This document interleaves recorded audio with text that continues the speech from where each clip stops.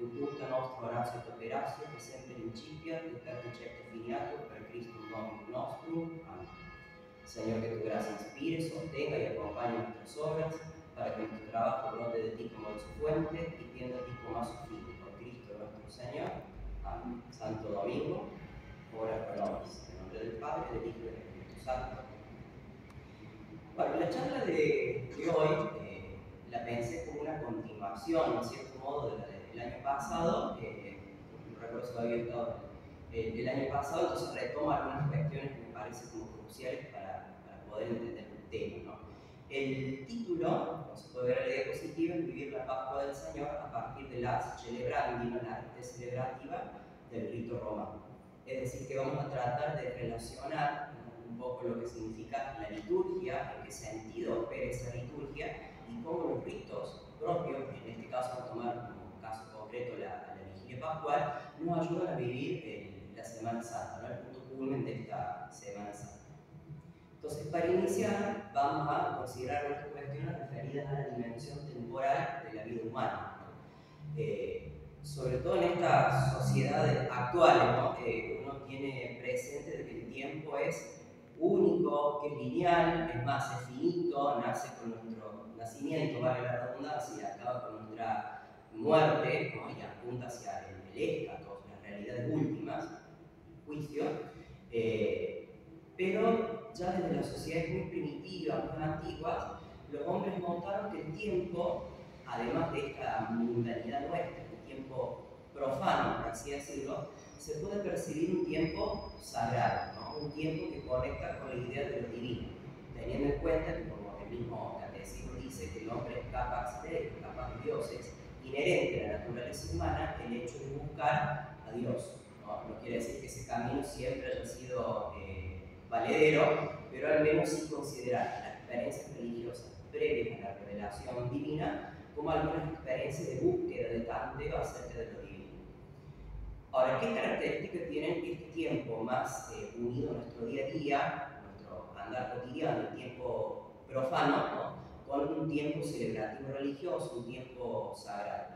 Todo en cuenta algunas distinciones que ha hecho un historiador y filósofo de las religiones, Mircea Eliade, que vivió entre 1907 y 1986, él sostiene que básicamente la fenomenología de las religiones también continúa con esa postura de que los hombres viven en un tiempo lineal e irreversible, ¿no? ¿Cuántos quisiéramos nosotros volver a una edad un poquito más joven? Imposible, ¿no? Entonces, ese tiempo que es lineal e irreversible, como ya había mencionado antes, comienza en nuestro nacimiento y continúa hasta la muerte, como si fuese una flecha, ¿no? En dirección hacia nuestra partida hacia Jerusalén celestial. Es decir, que comienza en nuestra vida terrestre y apunta hacia el futuro, hacia el éxtatos, ¿no? Ahora, el tiempo sagrado, en el sentido de celebración, de acto fundante del hecho religioso, sabemos que apunta hacia el pasado, a diferencia de nuestra vida que apunta hacia el futuro. Este tiempo que apunta hacia el pasado lo hace con un recuerdo, como dice Mircea Eliade, reverente y sagrado, ¿sí? No es lo mismo un recuerdo de nuestra vida pasada, algún momento de nuestra vida pasada, de algún familiar, cualquier momento vivido, que un recuerdo que remite a lo religioso. Hay una suerte de reverencia que hace que se lo distinga de cualquier tipo de rememoración. Como este tiempo apunta hacia el pasado, ¿no? Es reversible y cíclico, es decir, que traslada de nuestro día a día actual hacia estas realidades religiosas pretéritas y pasadas, que desde el punto de vista inclusive de las sociedades más antiguas, todos estos recuerdos antiguos, que podemos decir que eran míticos en las religiones paganas, siempre son los que le dan sentido a esta vida terrestre. Entonces es un tiempo fundamental. Ahora, estas características del tiempo sagrado, del tiempo celebrativo y religioso, continúan con nuestra actualidad cristiana, con la revelación divina, tanto en el Antiguo, pero sobre todo con la Nueva Alianza, el Nuevo Testamento, pero con una novedad absoluta que tiene el cristianismo, ¿no? Que es que ese tiempo sagrado lo vamos a considerar como una anamnesis, es decir, un recuerdo vivo y eficaz, capaz de transformar nuestra propia vida. Como un ejemplo histórico, ¿no? pongo un caso que yo estudio, ¿no? Que es el caso del antiguo Egipto. Ya los mismos egipcios tenían esta percepción de un tiempo sagrado. Los egipcios dividían en dos ese tiempo. Primero, el tiempo de la eternidad estable, es decir, aquello, decían los mitos egipcios, que aquello que crearon los dioses apareció por una única vez y se mantiene para siempre, de manera estable. Eso, en jeroglífico, lo escribían así los egipcios, sería la Yet, es la eternidad lineal y perpetua. Ahora, cuando los mismos sacerdotes egipcios en el templo llevaban a cabo diferentes rituales, por ejemplo, el templo de Karnak se hacía un ritual al amanecer, ¿no? Para acompañar esta salida del sol, ¿no? Recordemos que el sol ya era como la divinidad máxima de los antiguos egipcios.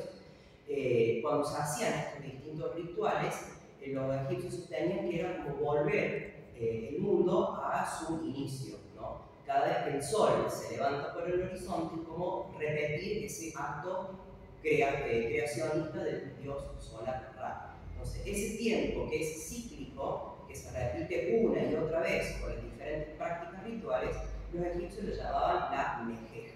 Era una eternidad cíclica del eterno devenir, es decir, que las realidades divinas que sucedieron una vez al inicio del tiempo, in illo tempore, vuelven a repetirse en la actualidad mediante los ritos. Ahora, hay que tener en cuenta que esta diferencia entre los tiempos para un egipcio antiguo es algo mítico, no hay una realidad profunda por detrás, ¿no? Porque era apenas un intento, un tanteo humano de captar lo divino. Entonces, esta estructura se repite en nuestro tiempo sagrado cristiano, pero con una novedad absoluta. Nosotros sabemos que Cristo no es un mito, es una realidad histórica. Y esa realidad histórica de Cristo, el Verbo encarnado, viene a coronar una serie de intervenciones históricas de Dios, ¿no? Ya de la antigua alianza con el pueblo de Israel. Entonces, lo primero que tenemos en el tiempo cristiano son estas flechitas verticales, son intervenciones puntuales, históricas de Dios en la historia del hombre. A esa intervención histórica de Dios la vamos a llamar kairos en griego. Ahora, esas intervenciones históricas se mantienen en el tiempo, ¿no? Porque el pacto de Dios no se revoca con cada una de esas intervenciones suyas. Entonces, este kairos, esta acumulación de estos kairos que culminan con Cristo, podemos sostener que se mantienen de manera estable en el tiempo, eso lo vamos a llamar efapas, pero dado que la intervención de Dios sucedió una vez en el tiempo histórico, pero nos beneficia el hombre en todos los momentos históricos, podemos decir que esas intervenciones, a la vez que se mantienen estables, sufren una suerte de, por decirlo de manera muy simplificada, repetición, que volvemos a tener este tiempo como una espiral, como sucedía en el caso de las religiones paganas, en el caso del antiguo Egipto. Ese tiempo cíclico, ¿no? De volver una y otra vez a la rememoración, al recuerdo de esta intervención de Dios en la historia, la vamos a llamar Josalis en griego. Ahora, ¿cómo nosotros participamos, ¿no? De este tiempo cíclico, de esta rememoración permanente de la intervención de Dios, a partir de lo que en teología se suele llamar la anamnesis?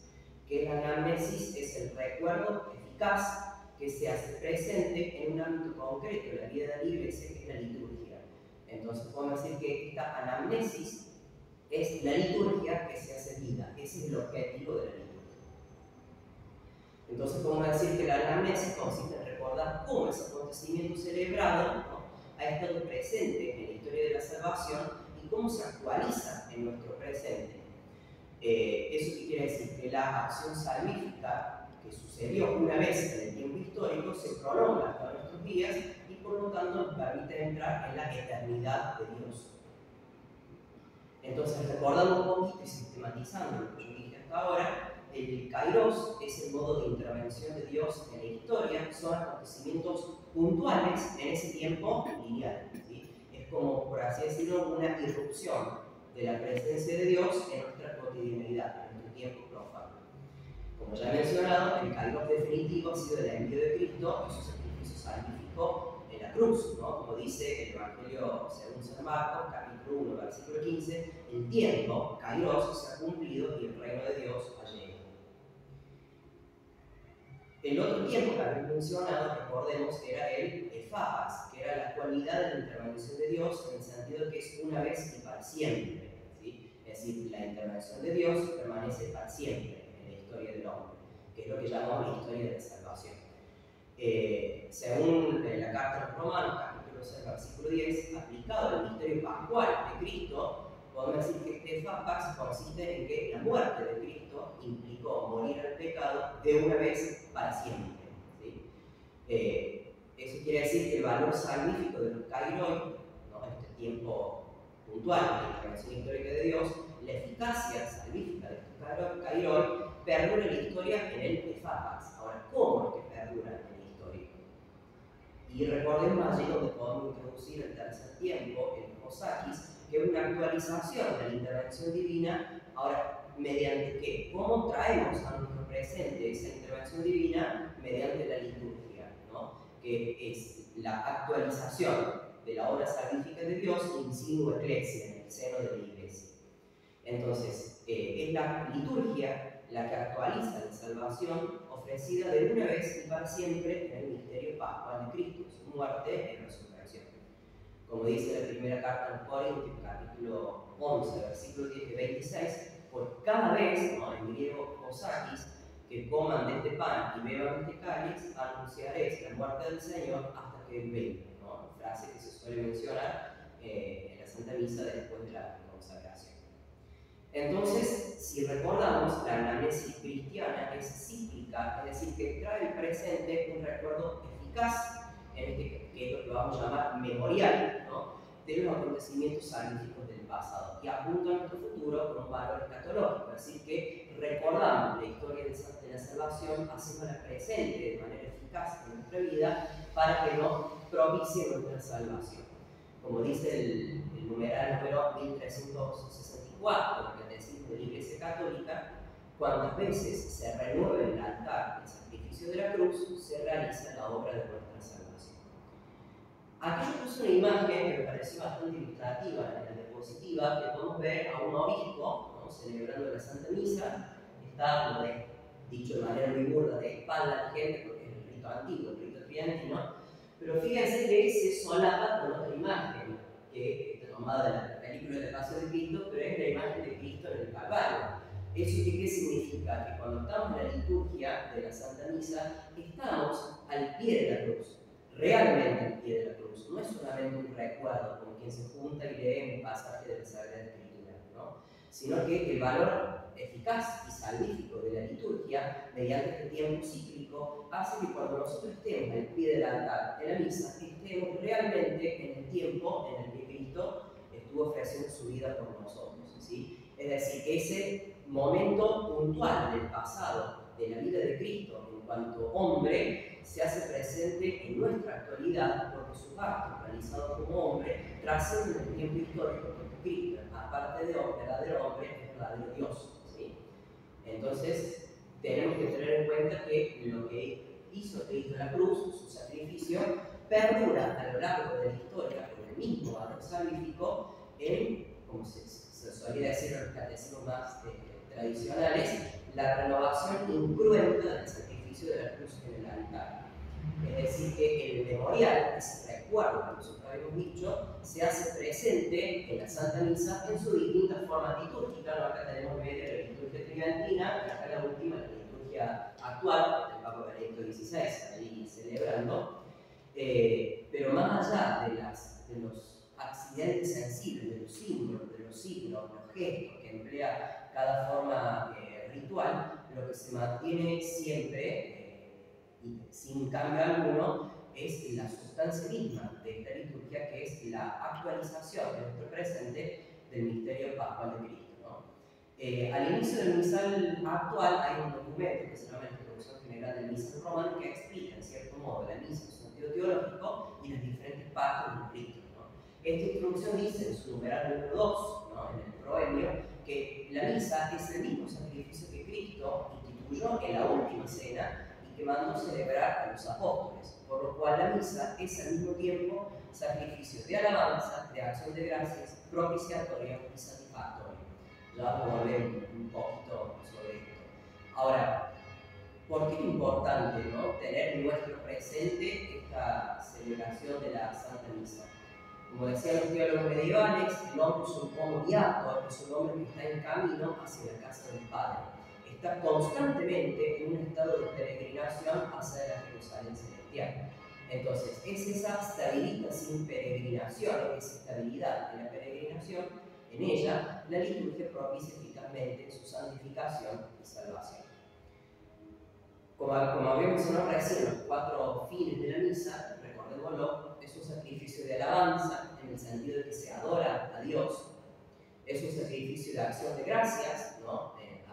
Acción de gracias a Dios en un sentido eucarístico. Hola. Hola. Sí, acá lo ¿Está bien? Hola. Hace un ratito. También la Santa Misa es un sacrificio propiciatorio, en el sentido de que se pide a Dios por los vivos y por los difuntos, por su salvación, y también es un sacrificio satisfactorio, es decir, para recibir de Dios las bendiciones y las gracias que necesitamos en nuestra vida. Ahora, avanzando un poquito más, ¿no? Fíjense que puse acá un cuadro que es bastante famoso, bastante conocido. Un sacerdote celebrando la misa, cuando eleva la hostia consagrada, fíjense que aparece Cristo ahí sobre el altar. Está la cruz ahí del altar chiquitito al costado, pero está Cristo ahí. ¿Eso qué significa? Como lo he dicho recién, que en el altar se renueva realmente el sacrificio de la cruz. Entonces, como dice aquí la diapositiva, al estar Dios fuera de la magnitud física llamada tiempo, de nuestra temporalidad mundana, y aunque no sea visible o percibido sensiblemente con los ojos, Él, Dios, en su omnipotencia absoluta, es perfectamente capaz de traer a nuestro presente, y realmente así lo hace, a toda la asamblea que se reúne en la celebración de la misa, al mismísimo evento sacrificial en que su Hijo Jesús, Dios hombre, entrega en la cruz su ser, su vida, como ofrenda perfecta al Padre por los pecados del mundo, restaurando la gracia perdida por Adán y Eva en el Edén. Es decir, que el objetivo último de esa Santa Misa es nuestra santificación, la salvación. Por lo tanto, la anamnesis no es solo un memorial de la muerte y la resurrección de Cristo, no es solo un recuerdo que nosotros evocamos, que llaman al recogimiento de los fieles, sino que místicamente y sobrenaturalmente hablando, se revive literal, aunque visiblemente, todo el momento de la redención del género humano. Como ya había mencionado antes, la definición más clásica de la misa decía que era un sacrificio incruento, ¿no? Recordemos que algo cruento, aplicado a los sacrificios paganos, por ejemplo, es un sacrificio que se hace mediante el derramamiento de sangre, que es lo que Cristo hizo realmente en la cruz. Cuando hablamos de la misa como un sacrificio incruento, estamos hablando de un sacrificio, de una oblación sin derramamiento de sangre. Pero eso no implica que la naturaleza del sacrificio que se ofrece en la misa con la especie de pan y el vino sea distinta que el sacrificio de la cruz. Es el mismo, lo que cambia es la apariencia. Entonces, hasta ahora hemos dicho, ¿no?, que esta vivencia del tiempo sagrado cristiano, que llamamos anamnesis en palabras griegas, se realiza, se actualiza en la liturgia. Ahora, ¿qué es la liturgia, no? Todos tenemos una idea de que es un acto de culto, al menos, un acto sagrado que se realiza en lugares sagrados, ¿no? Hay que tener en cuenta que la liturgia es, antes que nada, un acto de oración, es el culto que le debemos a Dios. Es importante tener en cuenta que la liturgia es de la Iglesia, que la codifica, la regula y la transmite a los fieles de todos los tiempos. La misma Constitución, Sacrosanto Concilio del Vaticano II, decía que nadie, aunque sea sacerdote, está capacitado para cambiar a su arbitrio cualquier parte de la misa, ¿no? Es decir, que la mayor fidelidad que nosotros le podemos ofrecer a Dios en el momento más sagrado de sobre la tierra, que es la Santa Misa, es celebrar esa misa, con absoluta fidelidad a las normas litúrgicas que la Iglesia establece y propone. Ahora, eso no quiere decir que la misa es solo un rito exterior, que lo único que importa es que tan bonita la iglesia, que tan bonitos son los ornamentos, si está adornada de flores o no. Eso, ese aspecto exterior, obviamente facilita el acto de oración, pero es un medio para un fin, no es un fin en sí mismo. Porque ¿qué es la liturgia? No solamente un rito exterior, sino que es, en su sentido más absoluto, un medio para transformar la vida del hombre, ¿no? Es decir, que los fieles, como dice la diapositiva, deben expresar en su vida y por medio de esa vida el misterio de Cristo. Es decir, que tenemos que hacer carne en nosotros la liturgia.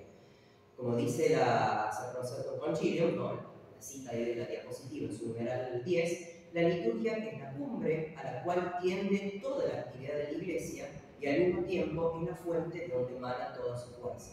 Recordemos que la única actividad que realiza la Iglesia es la liturgia. Podemos mencionar obras que hace Cáritas, por ejemplo. Pero sin esa liturgia, la Iglesia no es más que una ONG, una organización humana cualquiera. Entonces, la Iglesia no puede prescindir de esa liturgia. Ahora, la liturgia, como es un culto que nosotros le debemos a Dios, ya sabemos del mismo Éxodo, que es Dios quien revela cómo quiere ser adorado. Así es que la liturgia no es algo que nosotros fabricamos. A diferencia de lo que puede pasar con algunos cultos protestantes, ¿no? Sino que hay que tener en cuenta que la verdadera liturgia es aquella que el Espíritu Santo realiza en nosotros, en los hombres, por medio de los actos productos de la virtud de la religión, y perfeccionados por el don de la piedad. Es decir, es un don, en principio, sobrenatural, pero que corresponde a nuestra vida natural, transformándola en orden a lo sobrenatural. Es decir, que mientras se produce, al producirse, en nuestro cambio en la vida por los frutos de la virtud de la religión, los actos de piedad y la eficacia anamnética de la liturgia, es que nosotros transformamos nuestra vida en testimonio, un testimonio vivo. Y este testimonio de nosotros, en cuanto a hijos de Dios, es el resplandor de esta filiación que nos vuelve hacia el Padre, somos hijos en el Padre, en obediencia a la caridad y en acto cultural. La liturgia entonces es una acción que nace en Dios y que vuelve al mismo Dios por medio del hombre. Por esta liturgia el hombre entra en diálogo con la Santísima Trinidad al transportarnos este tiempo sagrado. La liturgia, por tanto, es un servicio de comunión con Dios, nos une a Dios con y en el pueblo santo de Dios. ¿Sí? Recordemos, como dijimos antes, la liturgia se debe celebrar in sinu ecclesia, en el seno de la Iglesia. Por lo tanto, la liturgia es un servicio celebrativo orientado hacia Dios, se realiza plenamente en la Iglesia de Cristo, que sabemos, y así nos lo dice el Catecismo de la Iglesia Católica, esta Iglesia de Cristo, a la que Cristo fundó, subsistit in, dice el Catecismo, subsiste la Iglesia Católica. Esto me parece importante decirlo porque sabemos que existen otras confesiones cristianas de tradición apostólica que tienen sacramentos válidos, ¿no? En particular, pienso en las iglesias greco-ortodoxas o las iglesias ortodoxas orientales, que si bien no están en perfecta comunión con la Iglesia Católica, no están en comunión con el Papa de Roma, pero esas celebraciones litúrgicas que ellos tienen poseen acto salvífico, porque poseen la tradición apostólica. Ahora, esta celebración litúrgica, eso lo sabemos por el andar del año, se va entrocando con un concepto que dentro de todo es relativamente reciente en lo que respecta a la historia de la liturgia, que es el concepto del año litúrgico. La primera formulación que tenemos del concepto de año litúrgico se la dio Pío XII en la encíclica Mediator Dei, que él dice que el año litúrgico es Christus ipse qui in sua Ecclesia persevera, es decir, es el mismo Cristo que persevera en su iglesia. Es decir, que nosotros a lo largo del año vamos acompañando a Cristo en los diferentes momentos de su vida. Por eso tenemos los diferentes tiempos que rememoran, recordemos anamnéticamente, esta es la palabra central, la vida de Cristo, trayéndola a nuestro presente para que nosotros nos unamos a la vida de Cristo. Ahora, de todo el año litúrgico, con todos los tiempos que tiene, ¿cuál podemos decir que es el punto culmen, el centro, que como cabría esperar, es la Pascua del Señor? En particular, respecto a la celebración cultica, es el Triduo Pascual, donde celebramos el misterio pascual de Cristo. Ahora, los mismos textos del misal ya nos advierten un poco acerca de qué celebramos en la Pascua, ¿no? Yo aquí traje un pequeño fragmento del prefacio primero de Pascua del misal romano actual. En su versión latina original, que tienen aquí a la izquierda, dice: Et si enim veloces años qui abstulit peccata mundi, qui mortem nostra moriendo destruxit, et vitam resurgendo reparat. ¿Cómo se traduce al español? Según el misal nuestro, la traducción argentina, esas palabras se deben entender como porque Él, Cristo, es el verdadero Cordero que quitó los pecados del mundo, sería la traducción más literal, muriendo, destruyó nuestra muerte y resucitando, restauró la vida. ¿Sí? Es decir, que la Pascua, en tanto acción celebrativa, anamnética, litúrgica del misterio pascual de Cristo, es un anticipo de la gloria celestial. Como dicen los teólogos, es fine future gloria, prenda de la gloria futura. Es decir, que este sagrado banquete que celebramos aquí, en la Santa Misa, tendrá su pleno cumplimiento en la patria celestial, en la Jerusalén celestial, en la visión beatífica, como decía Santo Tomás, ¿no? Y es precisamente esto lo que se conmemora de manera sostenida durante la cincuentena pascual. Por ejemplo, la oración post-comunión, después de la comunión del cuarto martes de Pascua del misal actual, dice, en el caso de la oración latina, dice Ex audit Domine preces nostras, ut redemptionis nostre sacrosanta commercia, et vite nobis conferat presentis auxilium, et gaudies in viterna concilium. ¿Cómo se traduce esto? Señor Dios nuestro, escucha nuestras oraciones para que la participación en los sacramentos de nuestra redención, la Eucaristía, nos ayude en la vida presente y nos alcance las alegrías eternas. Ahora, en esta acción celebrativa, anamnética, ¿no? Sacrificial de la Eucaristía, es importante destacar, sobre todo teniendo en cuenta que ya estamos próximos al Jueves Santo, la celebración de la misa crismal, de que sin el sacerdocio ordenado, sin los ministros sagrados, no tendríamos una Santa Misa, ¿no? De ahí la importancia del sacerdote en cuanto que actúa in persona Christi Capitis, en la persona de Cristo cabeza, ¿no?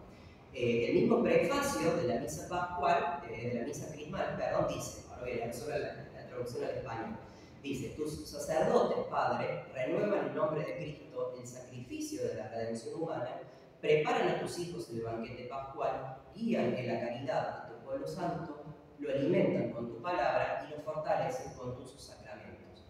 Es decir, que esta acción anamnética del tiempo sagrado sería absolutamente imposible sin el sacerdocio de la nueva alianza.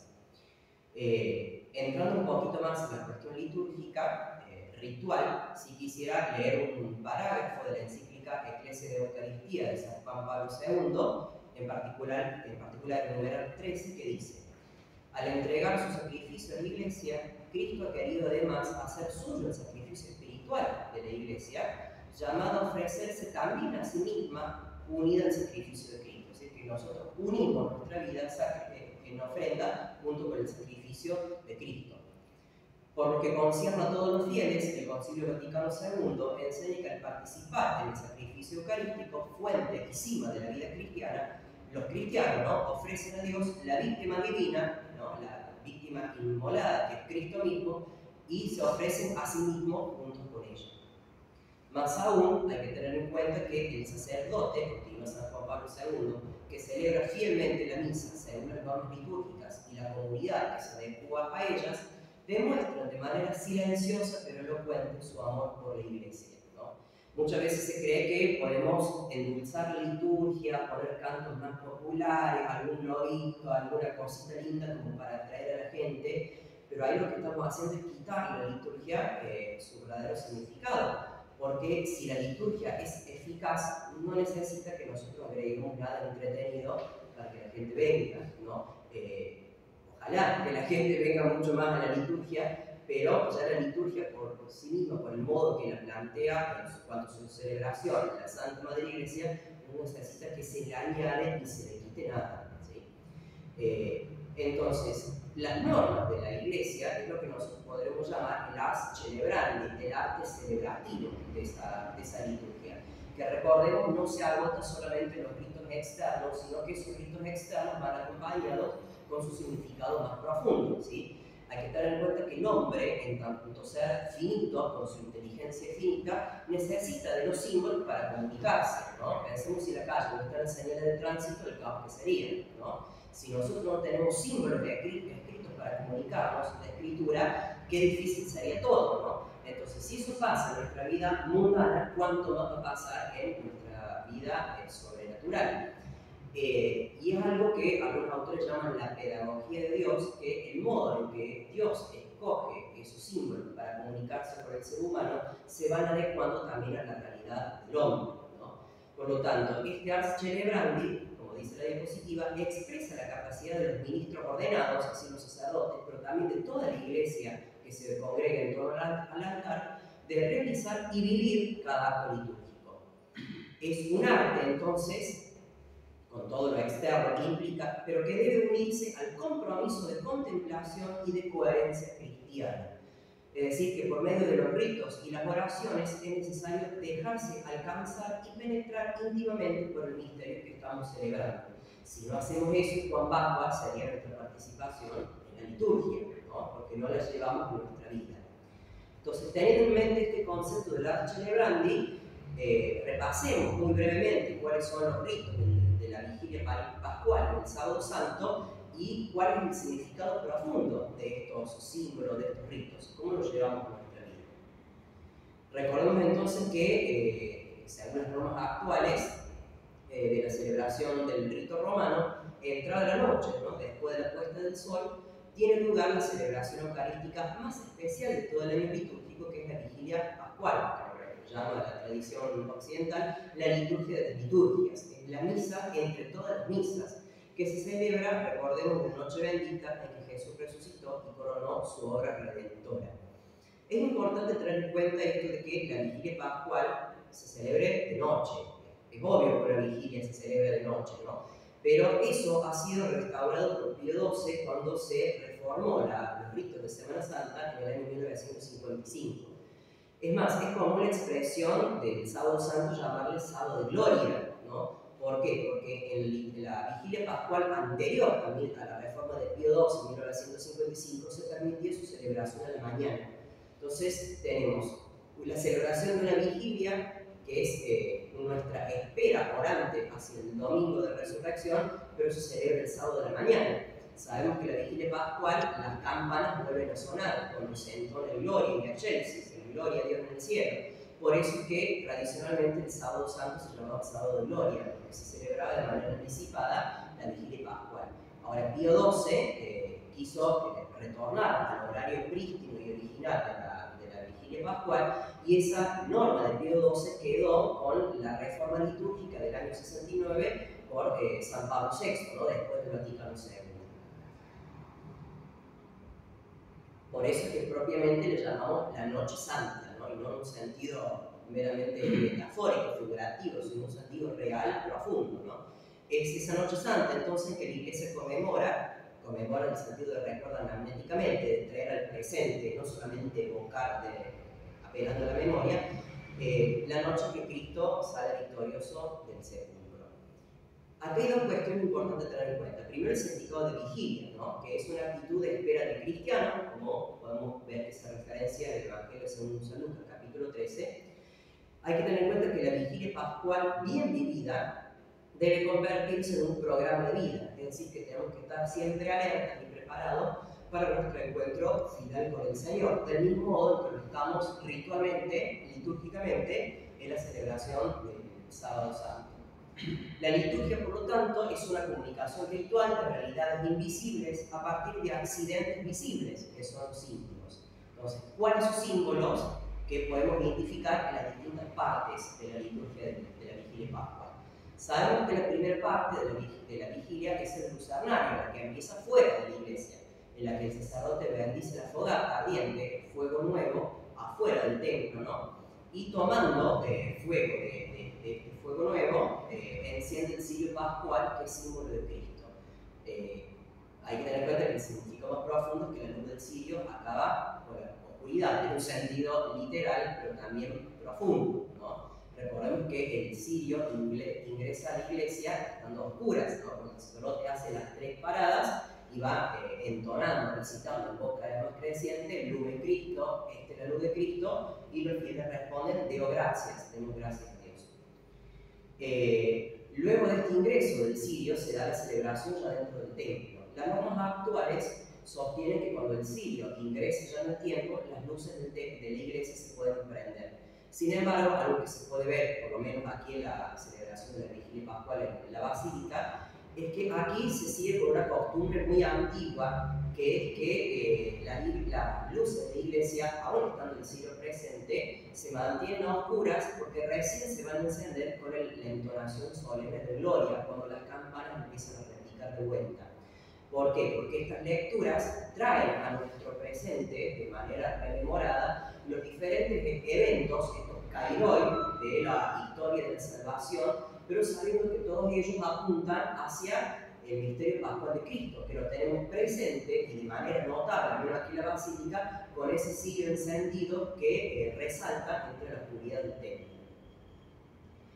Ahora, ¿cuáles son los significados de esto que yo mencioné recién? Primero que nada, recordemos el color litúrgico del día, que es el blanco, o en su defecto el dorado, que tiene el mismo significado que el blanco, nomás que el dorado tiene una carga más simbólica de solemnidad, de festejo, de celebración. El color blanco, recordemos que implica, o denota, mejor dicho, el gozo por la resurrección de Cristo. Ahora, ¿cuál es el símbolo de la luz del cirio? Recordemos que la luz de Dios es luz en el camino de los hombres. Recordemos la columna, ¿no?, de fuego que caía del cielo, que acompañaba a los israelitas cuando salieron del cautiverio en Egipto hacia el éxodo por su patria Israel, ¿no? Y la luz de Dios también es su palabra, ¿no? Y la palabra de Dios es el Mesías. Por lo tanto, el Mesías es él mismo la luz de Dios. Las tinieblas, recordemos, son símbolo del mal, de la desgracia, del castigo, de la muerte, de la perdición, ¿no? Y es Dios quien en esa noche santa penetra, ¿no?, con su luz y disipa las tinieblas y llama a los hombres a unirse a esa luz. Por lo tanto, Jesús, ¿no?, Cristo, es la luz del mundo, y sus discípulos, en tanto que hacen parte de esta vida nueva que trae Cristo, deben ser luz para los demás, convirtiéndose en un reflejo de la luz de Cristo. Ritualmente eso lo vemos cuando encendemos nuestras velitas a partir del cirio pascual. En sí mismo el cirio pascual, por lo tanto, simboliza al Cristo resucitado que ilumina a los hombres en un sentido universal, ¿no? Dios quiere que todos se salven a partir de su resurrección. Nosotros hemos mirado bien atentamente el cirio pascual, pero desde la reforma del Pío XII, del 55 en adelante, sobre todo cuando esa reforma se puso por escrito en el misal tridentino de San Juan Pablo II en 1962, recién allí por primera vez el cirio pascual tiene alguna simbología, ¿no? Anteriormente, antes de 1955, el cirio pascual solamente llevaba incrustados los 5 clavos de incienso, no tenía ninguna escritura, ni el alfa, ni la omega, ni nada. Ahora, ¿cuál es la riqueza de la simbología actual que tenemos en el cirio, ¿no? Recordemos que empieza con el alfa y el omega, ¿no? Primera y última letra del alfabeto griego. Cristo es el inicio y el fin de la historia, es el Señor de la historia. Y es en ese sentido que alrededor de la cruz ponemos el año en curso, ¿no?, el que estamos viviendo. Y hay que tener en cuenta que esa misma cruz, inclusive los clavos de incienso, simbolizan el padecimiento de Cristo de la cruz. En particular, los 5 clavos simbolizan las 5 llagas de Cristo. Es decir, que esta acción redentora de Cristo, esta apertura hacia la nueva vida, no es posible pensarla sin su sacrificio redentor. De allí la importancia para la vida del cristiano. Ahora, avanzando ya con el sentido ritual, ¿no?, una vez que ya el cirio se deposita en su pedestal, continúa en lo que se suele llamar el pregonum pascal, el exulte, el pregón pascual, que en la liturgia anterior de 1955 era la oración de consagración del cirio. Ahora quedó como una suerte de himno de alabanza, ¿no?, en primer lugar que anuncia hacia todos, hacia la realidad celestial, la tierra, la iglesia y la asamblea reunida, la alegría por la Pascua, la resurrección de Cristo, ¿no? Es esta alegría que procede entonces de la victoria de Cristo sobre las tinieblas. Solamente quisiera retomar aquí 3 estrofas mínimas del Exultet, que es un texto largo, ¿no? Inclusive la liturgia actual tiene la opción de recitarlo en su texto íntegro o en una versión breve. Generalmente aquí en la Basílica se recita en su versión íntegra, ¿no? La primera estrofa dice: Overe beata nos, pues sola me uscire tempus et hora, in qua Christus ad inferis resurrexit. Es decir, qué noche tan dichosa, solo ella conoció el momento en que Cristo resucitó del abismo. Continúa diciendo el exulte: que nos est de quod scriptum est, et nos sicut dies illuminabitur, et nos illuminatio mea in vericis meis. Es decir, esta la noche de que estaba escrito, será la noche clara como el día, la noche iluminada por mi gozo. Continua la exultet. Uius igitur santificatio noctis fugat scelera, culpas lavat, et redit innocentiat lapsis, et mentis delitiam. Fugat odia, concordiam faret, et turbat imperia. Es decir, y así esta noche santa, hago hincapié en esta noche, esta expresión, ahuyenta los pecados, lava las culpas, devuelve la inocencia a los caídos, la alegría a los tristes, expulsa el odio, trae la concordia, doblega a los poderosos. Es decir, acá se está diciendo no aquella noche en la que Cristo resucitó, sino literalmente esta noche, ¿no? Acá vemos cómo el texto del Exultet manifiesta lo que nosotros hemos llamado la anamnesis, ¿no? Este recuerdo eficaz, es decir, que traemos a nuestro presente los hechos salvíficos ocurridos históricamente en el pasado, pero que trascienden el tiempo histórico y nos alcanza a todos. Inclusive la tercera estrofa que yo seleccioné del Exultet nombra algunas de las consecuencias, por así decirlo, de la victoria pascual de Cristo, ¿no? Eliminar todo aspecto negativo, lava las culpas, borra los pecados, devuelve la inocencia a los caídos, la alegría a los tristes, ¿no? Entonces estamos hablando de cuáles son las consecuencias de la vida del cristiano de aquello que simbolizaba esa luz del cielo que ingresaba a la iglesia a oscuras. Una vez que culmina el resto de la Exultet, continúa la liturgia de la palabra, que recordemos su forma más completa y extensa, son 7 lecturas. Entonces, esta liturgia de la palabra se articula en una secuencia de evocación, ¿no? En la que se recuerda la historia de la salvación desde la creación del mundo hasta la resurrección del Señor, es un recuento de la antigua alianza. Es, como decía en una homilía San Juan Pablo II, es la memoria orante de la mirabilia Dei, de estos kairos, de estos milagros de Dios a lo largo de la historia, recordando todos los eventos de la historia de la salvación, la creación, el sacrificio de Isaac, el paso de los judíos por el Mar Rojo guiado por Moisés, la promesa de la nueva alianza, ¿no? Esta vigilia entonces es una espera confiada al pleno cumplimiento de esas promesas que nosotros estamos rememorando mediante la lectura y que nosotros hacemos actual, presente en la Pascua diaria, por así decirlo, que es el sacrificio de la misa, ¿no? Es decir, que en esta noche pascual, por hecho todavía no llegamos, vislumbramos el alba del día que nos acaba, el día de Cristo resucitado, que inaugura la vida nueva, como dice la Sagrada Escritura, un cielo nuevo y una tierra nueva. Después continúa la Santa Misa como de costumbre, que yo quisiera remarcar solamente la oración colecta, ¿no? Sobre todo la parte que está allí marcada en cursiva. ¿Qué dice la oración? Dios nuestro, que iluminas esta santísima noche con la gloria de la resurrección del Señor, acrecienta en tu iglesia el espíritu de adopción de hijos para que, renovados en el cuerpo y en el alma, te sirvamos con plena fidelidad. Por nuestro Señor Jesucristo, continúa la oración. Es decir, que allí se está diciendo la finalidad, ¿no?, de esta vigilia pascual, nuestra adhesión al misterio pascual de Cristo y, en consecuencia, nuestra renovación en cuerpo y alma.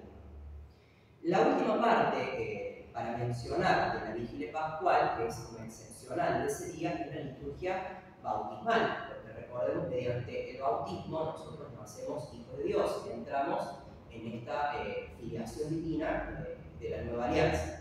Entonces se bendice el agua con la invocación previa de la letanía de los santos, y en el caso de que haya bautizado, ¿no?, gente para bautizarse, y si no los hay, solamente se bendice el agua y se renueva la promesa bautismal.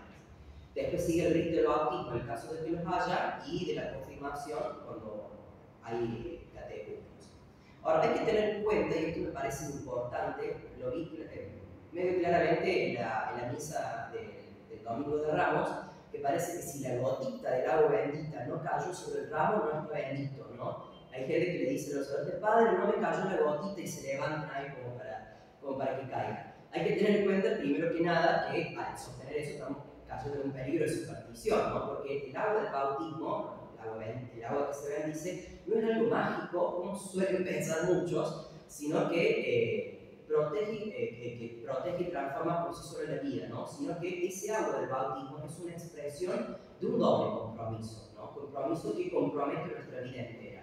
Por un lado, el de cambiar nuestra vida muriendo el pecado con nuestra limitación y fragilidad humana, pero también el de renovarnos iluminados por Cristo, es decir, que resucitamos a una nueva vida con Él, ¿sí? No pensemos repito, en el agua bendita como algo mágico, ¿no? Porque es un sacramental nada más.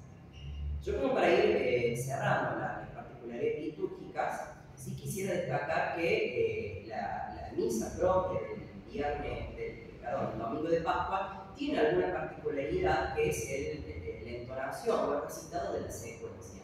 Las secuencias eran textos litúrgicos que se propagaron mucho durante la liturgia medieval y que fueron en cierta medida recortados en número con la codificación de San Pío V con el misal tridentino de 1570 y que estuvo vigente con algunas reediciones hasta el año 1969 con la publicación, la entrada en vigor del misal romano actual de Pablo VI, ¿no? Yo aquí traje, si quieren acercar a ver, un misal tridentino, este es del año 1918, ¿no? Porque el cura Brochero todavía estaba vivo, así que pudo haber usado uno muy parecido a este. Ahí se puede ver inclusive la belleza que se ponía ante a los misales, que hoy en día eso se ha perdido porque la impresión de libros parece que se encareció bastante, pero inclusive antes se ponía cuidado, inclusive hasta en la edición del misal, ¿no? Las tapas inclusive, ¿no? Con el Cristo crucificado, pero en esta liturgia tridentina quedaron solamente una serie limitada de secuencias, como son las secuencias del Domingo de Pascua, la secuencia de Pentecostés, por ejemplo. Inclusive había una que era la secuencia de difuntos, que quedó suprimida en el misal romano actual, que es la famosa secuencia Dies Irae, Dies Illa, Solve Seclum y Fabila, Teste David Cum Civila, ¿no? Maravillosamente musicalizada por Mozart. Y estas secuencias se llaman así porque continuaban a la entonación por parte de la Escuela Cantorum del coro del tracto y del gradual, que serían, por así decirlo, lo que hoy en día ocupa en nuestra liturgia actual el salmo responsorial, que eso en la liturgia tridentina no estaba, ¿no? Entonces, se entonaba el gradual, el tracto, la secuencia y el aleluya. Acá un poquito ese orden cambió, tenemos las lecturas, la secuencia, el aleluya, pero lo más importante acá me parece ver qué dice esta secuencia de Pascua, el Víctime Pascal y Laudes, ¿no? Podemos decir que está dividido en dos partes. Una primera parte es un llamamiento a los cristianos, teniendo en cuenta aquello que se manifestó en el momento glorioso de la resurrección de Cristo. ¿Cómo vemos eso? En las primeras dos estrofas, que es la traducción en uso aquí en Argentina, esta secuencia dice: cristianos, ofrezcamos al Cordero Pascual nuestro sacrificio de alabanza. El Cordero ha redimido a las ovejas, Cristo inocente reconcilió a los pecadores con el Padre.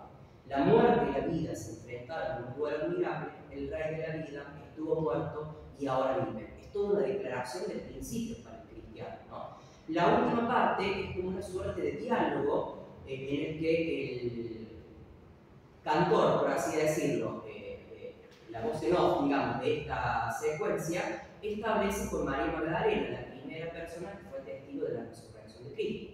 Entonces continúa diciendo la secuencia: dinos, María Magdalena, ¿qué viste en el camino?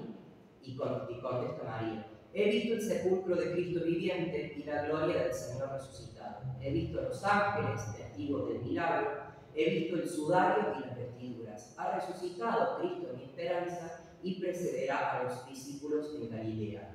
Y ante esta revelación, ¿no?, por parte de María Magdalena de aquello que vio, culmina la secuencia con una afirmación contundente que dice: sabemos que Cristo resucitó realmente, tú, Rey victorioso, ten piedad de nosotros. Este me parece un texto poético con toda la belleza que tiene el latín litúrgico medieval, en el que también se manifiesta cómo nosotros, en cuanto cristianos, somos testigos de esa resurrección de Cristo mediante este recuerdo anamnético, pero no queda solamente en un recuerdo y nosotros seguimos como si nada, ¿no? Sino que tiene que ser, como dije antes, una suerte de programa de vida, dejarnos transformar por la resurrección de Cristo. Porque, y con esto culmino, ¿no?, la partitura gregoriana del prefacio primero de Pascua, recordemos lo que dice este prefacio, ¿no? Cum Pascha nostrum immolatus Christus, es decir, Cristo, nuestra Pascua, ha sido inmolado. Y ahí continúa lo que yo había mencionado antes, pero prefiero remarcarlo por la importancia que tiene. ¿No? Ipse in veris estanis, qui absolit peccata mundi, qui mortem nostra moriendo destruxit, et vita resurgiendo reparati. ¿No? Es decir, que Él es el verdadero Cordero que ha sido inmolado y que ha quitado los pecados del mundo. Con su muerte destruyó la muerte y resucitando restauró nuestra vida. ¿No? Y entonces me parece, para culminar, remarcar que es hacia esa vida en Cristo en la que nosotros apuntamos y que nosotros, mediante este tiempo sagrado, cíclico, nos hacemos contemporáneos, presentes a la resurrección de Cristo, testigos en primera persona, como lo fue María Magdalena. ¿Sí? Eso sería todo. Culminemos entonces rezándole a María y la Juan Pablo, ¿sí? Lo rezo primero yo latín y después, si quiere, lo rezo en español. En el nombre del Padre, del Hijo y del Espíritu Santo. Amén. Subtum presidium confugimus, sancta Dei genitrix, nostras deprecaciones me despicias y necessitativos nostris, sed periculis punctis, liberanos semper, Virgo gloriosa et benedicta. Amén. En el nombre del Padre, del Hijo y del Espíritu Santo. Amén. Muchísimas gracias.